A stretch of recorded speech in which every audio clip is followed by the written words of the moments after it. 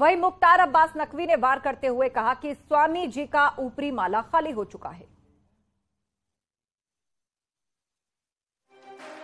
हमारे साथ बीजेपी के वरिष्ठ नेता मुख्तार अब्बास नकवी, उनसे हम बात करते हैं। सर, जिस तरह से अरशद मदनी का यह कहना है कि अल्लाह और ओम एक ही है, कैसे देखते हैं सर इसे? देखो, एक फैशन से बनता जा रहा है कि कुछ लोग सद्भाव का चोला और सांप्रदायिकता का झोला लेकर के कम्युनल कन्फ्यूजन क्रिएट करने की कॉन्स्पिरेसी करते हैं, और जो लोग सद्भाव का चोला और सांप्रदायिकता का झोला लेकर के कम्युनल कन्फ्यूजन क्रिएट करने की कॉन्स्पिरेसी करते हैं, वो इस देश के संस्कार, इस देश की संस्कृति, इस देश के संकल्प के खिलाफ साजिश करने की कोशिश करते हैं। क्योंकि इस देश के संस्कार, इस देश की संस्कृति, इस देश का संकल्प जो है सहिष्णुता है, सौहार्द है, सेकुलरिज्म है।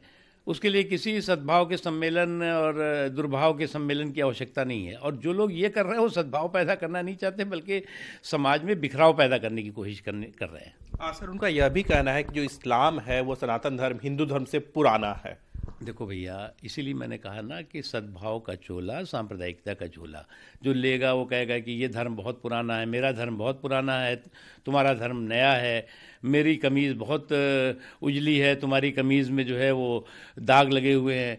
तो ये जो सोच है, ये सोच जो है वो सद्भाव वाली सोच तो नहीं दिखती, दुर्भाव वाली सोच दिखती है। हाँ सर, इसके साथ ही साथ अगर हम बात करें सर, स्वामी प्रसाद मौर्य का यह भी कहना है कि जो साधु संत है उनकी तुलना जो है उन्होंने आतंकवादियों से की है। देखिए, स्वामी जी जो हैं, मुझे लगता है उनकी अपर स्टोरी या तो टू लेट हो चुकी है, और या फिर जो है वो उसमें लॉक लग गया है।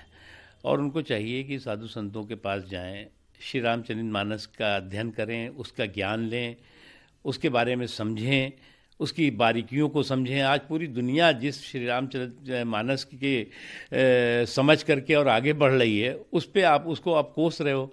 तो इसलिए आप अपने जो ऊपर की स्टोरी है उसमें जो लॉक लगा है वो ठीक करिए, तो हो सकता है कि कुछ अच्छे अच्छे विचार आपके आ सकें, समझ सकें आप। ठीक है, बहुत धन्यवाद। कैप्टन अपू पाठक के साथ विनीत कुमार, न्यूज 18 दिल्ली। उधर ग्लोबल इन्वेस्टर समिट में केंद्रीय मंत्री नितिन गडकरी ने 11 फरवरी को ई रिक्शा पर बोलते हुए नेताजी मुलायम सिंह यादव को याद किया था, और इसके बाद एसपी नेता शिवपाल यादव ने नितिन गडकरी का आभार जताया। शिवपाल ने ट्वीट के जरिए नितिन गडकरी का आभार व्यक्त किया। ट्वीट करते हुए उन्होंने लिखा, लोहिया जी और नेताजी के विचार सदियों तक दुनिया को स्पंदित करते रहेंगे। वाकई ऐसे थे लोहिया और हमारे नेताजी। आभार गडकरी जी, यही असली लोकतंत्र है। तो शिवपाल यादव ने आभार व्यक्त किया है नितिन गडकरी का, और ट्वीट के माध्यम से उनका शुक्रिया अदा किया और लिखा कि लोहिया जी और नेताजी के विचार स्पंदित करते रहेंगे। आभार गडकरी जी, यही असली लोकतंत्र है।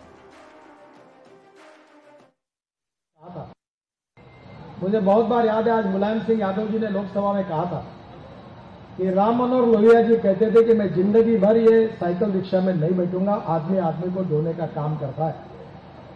और ये बिल मैंने पास किया था और बाद में सुप्रीम कोर्ट तक लड़ाई चली।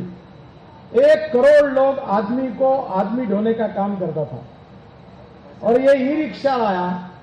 1 करोड़ लोगों में से लगभग 90% लोग अब ई रिक्शा चला रहे हैं और कम से कम रोज के 1000 रुपए कमा रहे हैं।